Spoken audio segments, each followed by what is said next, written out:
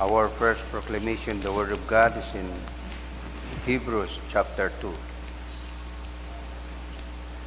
The reading. For he has not put the world to come, of which we speak, in subjection to angels, but one testified in a certain place, saying, What is man that you are mindful of him, or the Son of Man that you take care of him? You have made him a little lower than the angels, who have crowned him with glory and honor, and set him over the works of your hands. You have put all things in subjection under his feet. For in that he put all in subjection under him, he left nothing that is not put under him. But now we do not yet see all things put under him, but we see Jesus, who was made a little lower than the angels, for the suffering of death, crowned with glory and honor, that he, by the grace of God, might taste death for everyone. For it was fitting for him, for whom all things and by whom are all things, in bringing many sons to glory, to make the captain of their salvation perfect through sufferings. For both he who sanctifies and those who are being sanctified are all of one, for which reason he is not ashamed to call them brethren, saying, I will declare your name to my brethren. In the midst of the assembly I will sing praise to you. The word of the Lord. Thanks be to God. Please stand for our responsorial psalm. And our response together, let us recite. You have given your Son rule over the works of your hands. O Lord, our God, how excellent is your name in all the earth. What is man that you are mindful of him, and the Son of Man that you visit him? Response. You have given your Son rule over these works of your hands. For you have made him a little lower than the angels, and you have crowned him with glory and honor. You have made him to have dominion over the works of your hands. You have put all things under his feet. Response. You have given your Son to rule over the works of your hands. All sheep and oxen, even the beasts of the field, the birds of the air, and the fish of the sea, that pass through the paths of the seas. Response. You have given your Son to rule over the works of your hands. Glory be to the Father, and to the Son, and to the Holy Spirit. As it was in the beginning, is now, and ever shall be, world without end. Amen.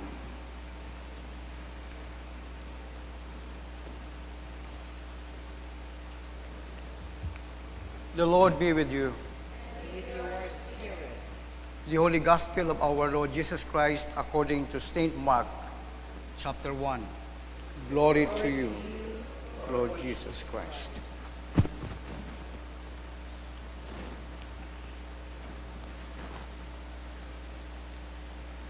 Then they went into Capernaum, and immediately on the Sabbath he entered the synagogue and taught. And they were astonished at his teaching, for he taught them as one having authority and not as the scribes. Now there was a man in the synagogue with an unclean spirit, and he cried out, saying, Let us alone. What have we to do with you, Jesus of Nazareth? Did you come to destroy us? I know you. You are the Holy One of God. But Jesus rebuked him, saying, Be quiet, and come out of him. And when the unclean spirit had convulsed him and cried out with a loud voice, he came out of him. Then they were all amazed, so that they questioned among themselves, saying, What is this? What new doctrine is this? For with authority he commands even the unclean spirits, and they obey him. And immediately his fame spread throughout all the region around Galilee. The Gospel of the Lord. Praise be to you, Lord Jesus Christ. You may be seated. Good morning. And today is Tuesday, January 14, 2025. Am I right? January 14, 2025. And today is Tuesday.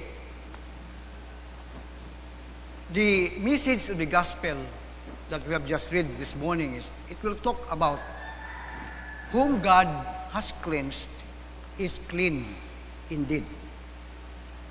Whom God has cleansed is clean indeed. Pero atong Ebanghelyo makarong adlaw, ay makaprovide man katon it, 3 puntos it pag-intindi o pag-analyze kuraya nga tabo sa pag-umpisa ko ni Ginoong Hesus sana nga ministry works for salvation for all mankind. Number 1 ay makita naton sa verse 22 nga ang balikarahay nagatulo imaw na may puder with authority, not as the scribes.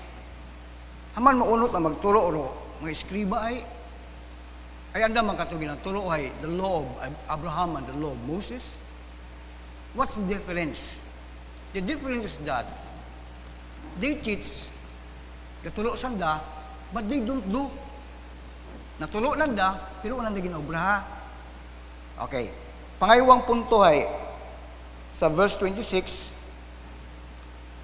pagsugo ni Ginoong Hesus sa unclean spirit ay be quiet. Hay bukod at moron do hambay ka nga be quiet or maglumanay. Asinggit aron.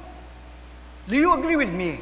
Pag gasugo ka sa mabungkol nga tawo, malumanay hambay mo ay baskog taron. Be quiet! And come out of him. Ay. Pagguwa ko, magain niya espiritu sa tawo nga to. Ano ginasinggit it? Magain niya espiritu ay what the unclean spirit was shouting for. Ano sininggit nga na? Ay naghambaw do, bago pa mag-verse 26, ay naghambaw do unclean spirit nga, did you come to destroy us? We know you. You are the Son of God. So, no, demonyo, unclean spirit, ay kilala nga ni nanda si Jesus. Si Jesus po ang katuha. So, bagay mo ko natin hambang ay dapat nga mag-nambagat so, ngani, sa English abi ay, sa English no ngani ay so. Ay, natabo, nung ginasinggit it, magain yung Espiritu is about lies of who Jesus is. Kapurilan na singgit na karon. Agabi sino, singgitan na, pati ako nga ni kahapon, singgitan na ako eh. Hasta kayo na. But God is so good. Amen? Nga the truth will set us free. Habang nga ni kayo na eh, whom God has cleansed is clean indeed. So kung gilibuligan kita, Ginoo ka ng kamaturan, the truth will set us free, we are free indeed. Okay, pangatlong punto ay, pagkatapos ko itong okasyon, sa verse 28, and immediately, his fame spread throughout all the region around Galilee. The word gali nga nga fame, ay dayaro, mahamba na ito nga wrote, itong tawag nga famous, bantog, widespread reputation. So, magbangon sa inugban ni Ginoong Hesus, o si Hesus po yan kato, ay naglapad ra nga kabantugan, anang reputasyon. Akong pangutanay maura, sa makaroon ba ang tsimpo ay tundayang kabantugan ni Hesus, ay na-deferred? Wagin. Daya bagahay na nag-decrease o na-deterred. Gusto nga ba na-deterred ay nagpundo baga? Wagin. Hasta makaron, Jesus who was then famous is today much more famous. And He must be called Lord Jesus. Okay. Let me give you mana ako na bukod ang balancing factor da dapat ay determining factor ta. Agod mapurbahan ratong action of believing. When you're calling, whatever you rule sa simbahan o sa anuman nga ministry, when this occurs, that very moment, He is Jesus who is calling you. Amen? Jesus, pagkata imaw kimo, nga nagpanawag. But when you answer this call, He then becomes your Lord.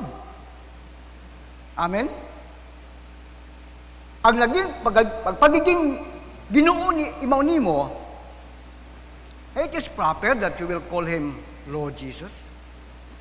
Amen? Kato, gatawag imaw kimo, ano man imong rule, o bago ka na born again, ay bantog nga si Jesus, pagbato mo ka na, you are now my Lord and my Savior. So I will call you my Lord Jesus. Lord Jesus yung taimaw. Ano ang ba kung mga bata makaron? Papa Jesus. The young ones called the Lord Jesus, Papa Jesus. Hay.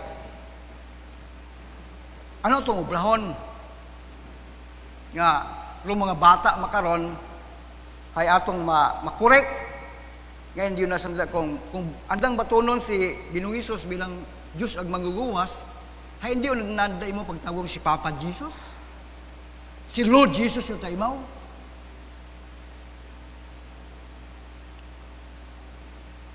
Nga ni Ron, kung atong ginapatihan nga, o ginahambag abi mat mga magulang, sinman nagabuo it mayad nga pamatasan o panawag o pag-meet lang it mga bisagar o mga bata nga na, ay sa mga magulang man lang. So kung pilmi kang ka pinakamayo sa inyong bagay, ay mo mga ungay, o yun man. Kung magain pilmi o bisaga kay mo baba, nga may sa may imong may unclean spirit, ay yun man. Ano man nung bisaga ang ginabuhian mo, pilmi. I remembered myself, akong maestro sa eskwelahan. He always say, all right?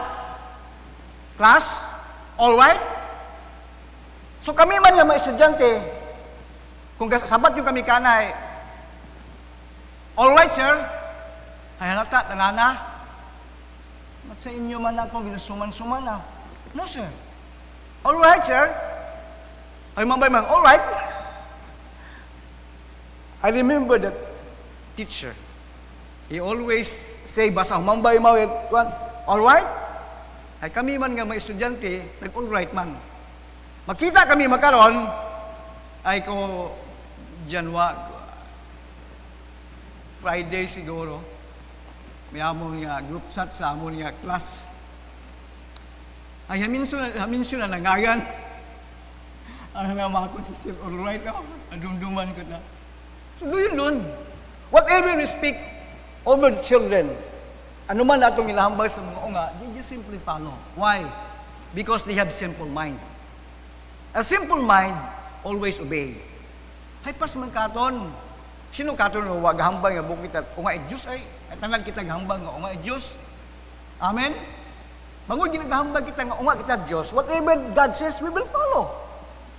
Si Ginoong Hesus kato, kad panawag ko ang imaw kimo, I will reiterate. Panawag ko ang imaw kimo, whatever you rule, hey, Jesus po tayo imaw kato, the famous Jesus. But now, that you have accepted Him as Lord and Savior, you must call Him Lord Jesus. Agud!